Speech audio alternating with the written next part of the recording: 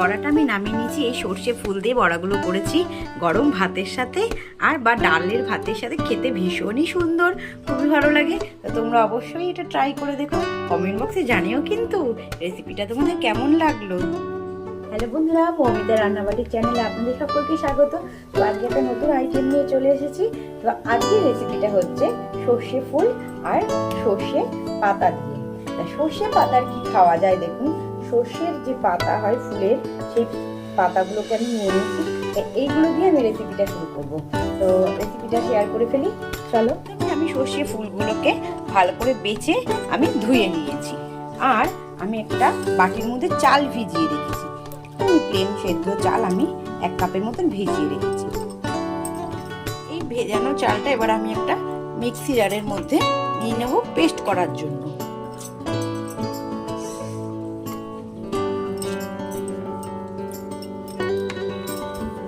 দেখো চালটা আমি গুঁড়ো করে নিয়েছি, একটা মিক্সিং জারে পেস্ট করে নিয়েছি। আমি দেব 1 চামচ একটু বেসন গুঁড়ো, এর সাথে মিশিয়ে দিয়ে দেব। আর দেব আমি একটু পরিমাণ মতো নুন, আর দেবো হলুদ, আর দেবো একটু লঙ্কা।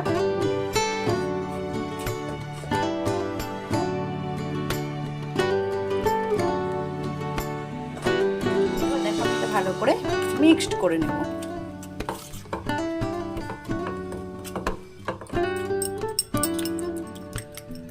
দেখো এটা ভালো করে গুলিয়ে নিয়ে এবার এই মিশ্রণটার মধ্যে আমি ফুলগুলো দিয়ে মেখে নেব।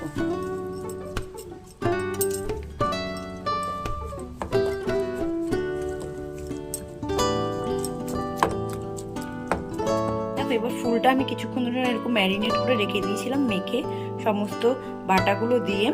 আর কড়াই বসিয়ে দিয়েছি গরম হওয়ার জন্য। এবার আমি কড়াইটা গরম হয়ে গেছে, এবার আমি তেল দিয়ে দেব। কড়াই তেলটা আমার গরম হয়ে গেছে। এবার আমি এই ফুলগুলোকে আস্তে আস্তে করে ভেজে নেব।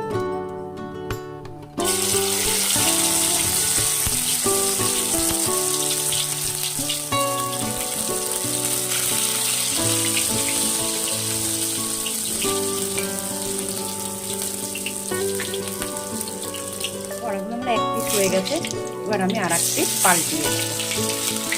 এভাবে আমি উল্টিয়ে পাল্টিয়ে এগুলোকে আমি ভেজে নেব। দেখো উল্টিয়ে পাল্টিয়ে আমার এই বড়াটা ভাজা হয়ে গেছে। এবার আমি একটা প্লেটে তুলে নেব। বড়াটা আমি নামিয়ে নিয়েছি। এই সর্ষে ফুল দিয়ে বড়াগুলো করেছি গরম ভাতের সাথে আর বা ডালের ভাতের সাথে খেতে ভীষণই সুন্দর, খুবই ভালো লাগে। তো তোমরা অবশ্যই এটা ট্রাই করে দেখো, কমেন্ট বক্সে জানিও কিন্তু রেসিপিটা তোমাদের কেমন লাগলো। রেসিপিটা করার জন্য আমি পাতাগুলোকে কেটে ধুয়ে ভালো করে কেটে নিয়েছি। আর কড়াইতে জল গরম বসিয়ে দিয়েছি। এবার আমি এই পাতাগুলো দিয়ে একটু সেদ্ধ করে নেব। পাতাগুলো সব দিয়ে দিলাম। এবার আমি এটাকে একটা ছুরির মধ্যে জল ঝরিয়ে নেব।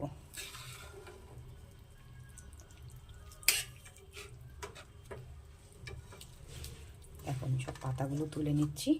এবার সম্পূর্ণ জল ঝরিয়ে নেব। এবার এই সেদ্ধ করা পাতাগুলো আমি একটা মিক্সি জারে নিয়ে নেব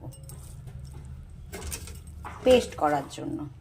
দেখো আমি মিক্সিং জারে এটা নিয়ে নিলাম। দিয়ে দেবো আমি লঙ্কা, কাঁচা লঙ্কা, তোমরা যে যেরকম ঝাল খাবে সেই পরিমাণে দেবে। আর আমি দিয়েছি একটা গোটা রসুন, চুলে রেখেছিলাম, একটা গোটা রসুন দিয়ে দিলাম।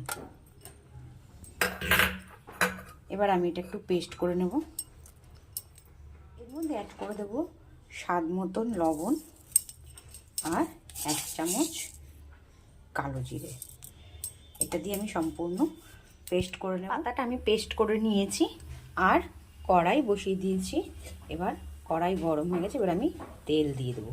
আমি রান্নাটা সম্পূর্ণ এবার সর্ষের তেলে করব, তো আমি সর্ষের তেল দিয়ে দিলাম পরিমাণ মতন। এবার এই তেলটা গরম হওয়া পর্যন্ত অপেক্ষা। তেলটা আমার গরম হয়ে গেছে, এবার তেলটা আমি দিয়ে দেবো।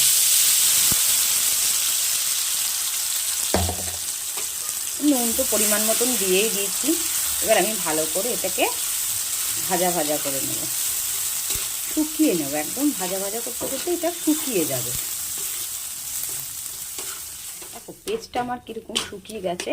এরকম করে পুরো বাটাটাকে আমাকে পেস্টটাকে এরকম শুকিয়ে নিতে হবে, পুরো একদম আঠা আঠা হয়ে আসবে।